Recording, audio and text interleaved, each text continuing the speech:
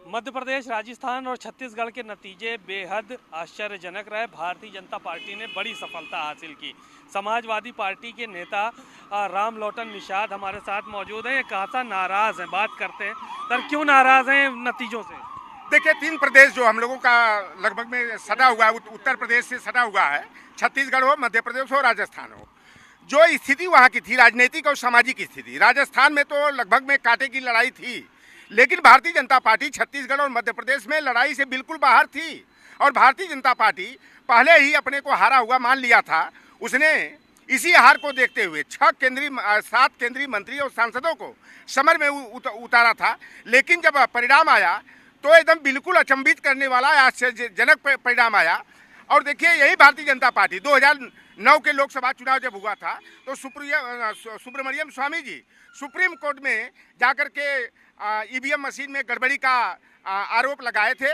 और जब इसकी जांच की गई तो जापान की जो इलेक्ट्रॉनिक कंपनी जो ईवीएम बनाती है, उसकी चिप बनाती है, उसने कहा कि इस मशीन पर मेरा पूरा भरोसा नहीं है, पूरी विश्वसनीयता नहीं है, इसलिए मेरे यहाँ ईवीएम से नहीं बैलेट पेपर से चुनाव होता है। और जितने भी विश्व के विकसित देश हैं, अमेरिका हो, रूस हो, जापान हो, जर्मनी हो, मिस्र हो, कोरिया हो, चाइना हो, वहाँ पर बैलेट पेपर से आज भी चुनाव होता है। तो जब विकसित देशों में बैलेट पेपर से चुनाव होता है तो भारत जैसे विकासशील देश में ईवीएम से चुनाव करा करके लोकतंत्र की हत्या की जा रही है, संवैधानिक मूल्यों की हत्या की जा रही है। अब तो सारे दल जो कि बोलने से हिचकिचाते थे, अब निश्चित रूप से ईवीएम के विरोध में उनके स्वर मुखर हुए हैं।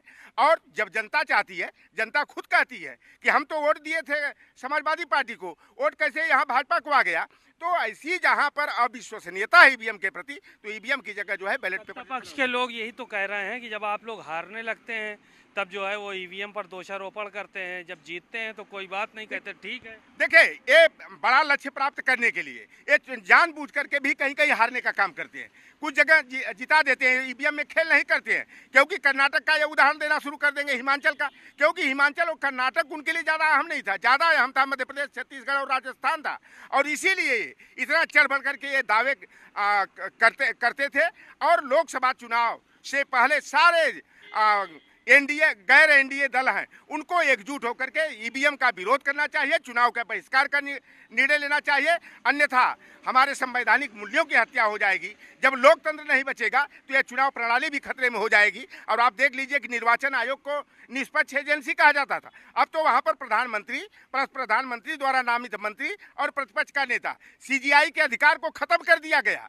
तो यह पूरी तरह से भारतीय जनता पार्टी जो है आरएसएस के इशारे पर, जो गुरु गोलवलकर की bunch of thoughts, we are our nationhood defined की नीतियां रही है, ओबीसी, एससी, एसटी, माइनॉरिटी को जो है दरकिनार करने का, बेदखल करने का, तो भारतीय जनता पार्टी जो है फुल मूड में आरएसएस के इशारे पर मनुस्मृति के विधान को लागू करने का षड्यंत्र कर रही। अभी देख लीजिए कि सुप्रीम कोर्ट के गलियारे में मनुस्मृति लागू करना चाहते हैं, आप क्या कर रहे हैं? ये बिल्कुल आप देख लीजिए कि जयपुर हाई कोर्ट के कैंपस में मनु, जिसने की वर्ण व्यवस्था को कायम किया, जाति व्यवस्था को कायम किया, ऊंच नीच, सोशल स्ट्रेटिफिकेशन जिस मनुस्मृति में है, मनु की प्रतिमा जो है हाई कोर्ट के कैंपस में स्थापित है। अभी एक तरफ संविधान के साथ खिलवाड़ कर रहे हैं भारतीय जनता पार्टी वाले, आरक्षण की हकमारी कर रहे हैं, और दूसरी तरफ सुप्रीम कोर्ट के गलियारे में बाबा साहब भीमराव अंबेडकर की प्रतिमा स्थापित करके यह जनता को गुमराह करने का काम करते हैं।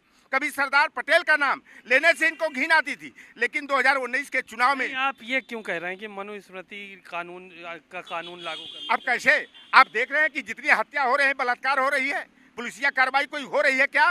तो आज ओबीसी, एससी, एसटी, माइनॉरिटी की दिन दहाड़े हत्या की जा रही है। और हत्यारे भारतीय जनता पार्टी के आनुषंगिक संगठनों से जुड़े हुए लोग हैं। यही होता है कि हत्या भी हो जाए, बलात्कार भी हो, कोई कानूनी प्रक्रिया आगे न बढ़े और हत्यारे बेखौफ होकर के घूमते हैं। तो यही मनुस्मृति अभी जितनी संजय निषाद तो कह रहे हैं हमारी ताकत है, हमारा समाज जुड़ा है। संजय निषाद जो है ना डरे हुए हैं, क्योंकि उन पर 302 का मुकदमा है, इसलिए वह 300 कसरवल में अखिलेश निषाद की हत्या, गोली लगी, हत्या हुई। और संजय निषाद खुद डिस्ट्रिक्ट कोर्ट गोरखपुर में ये लिखित में बयान दिए थे कि पुलिस की गोली से अखिलेश निषाद की मौत नहीं हुई है। अखिलेश निषाद की मौत किसी आंदोलनकारी के कट्टे से या हथियार से गोली मार कर की गई है। और इस पर ये आरोप पत्र इन पर साल भर पहले जो है कि पिछले सितंबर में दाखिल हुआ था, लेकिन अभी उत्तर प्रदेश की सरकार संजय पर लगे हुए हत्या के आरोप को जो है वापस लेने की अर्जी जो है कि हाई कोर्ट में दिया है। तो ये केवल अपने को 302 से बचाने का,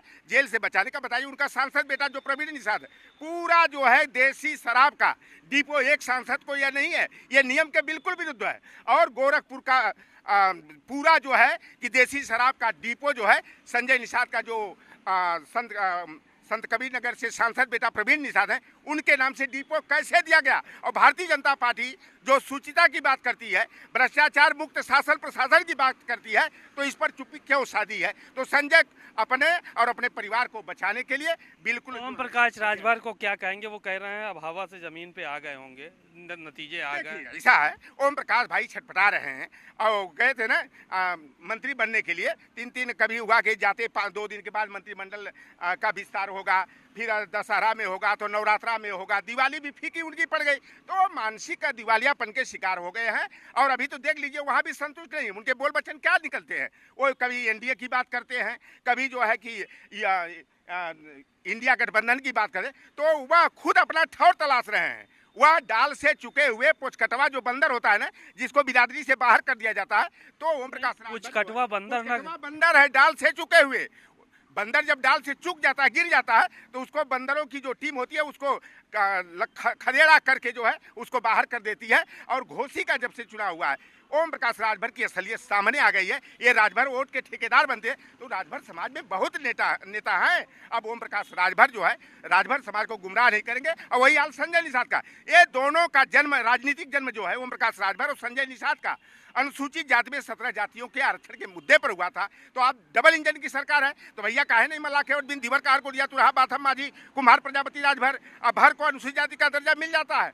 क्यों नहीं जो है पासी तड़माली को, मझवार को, गोंड को, तुरैया को परिभाषित करके भारतीय जनता पार्टी ईडब्ल्यूएस का आरक्षण जो है 48 घंटा में दे सकती है, हस्ताक्षर राष्ट्रपति का करवा सकती है। और 17 अति पिछड़ी जातियों का जो है आरक्षण क्यों ठंडे बस्ते में डाला गया है। ये भारतीय जनता पार्टी 2012 के चुनाव घोषणा पत्र में ये वादा किए थे कि हमारी कभी भी सरकार बनेगी तो राम की नैया को पार लगाने वाले, राम को शरण देने वाले निषाद राज के वंशजों को अनुसूचित जाति का दर्जा दिया जाएगा और उनके परंपरागत पेशे बालू मरन खनन मत्स्य पालन को बहाल किया जाएगा। लेकिन सारा संजय निषाद ने भारतीय जनता पार्टी का सिलेंडर करके हमारे परंपरागत पेशे हैं सार्वजनिक रूप से नीलाम किए जा रहे हैं। तो निषाद समाज इनको माफ नहीं करेगा, राजभर समाज ओम प्रकाश राजभर का खदेड़ा करेगा।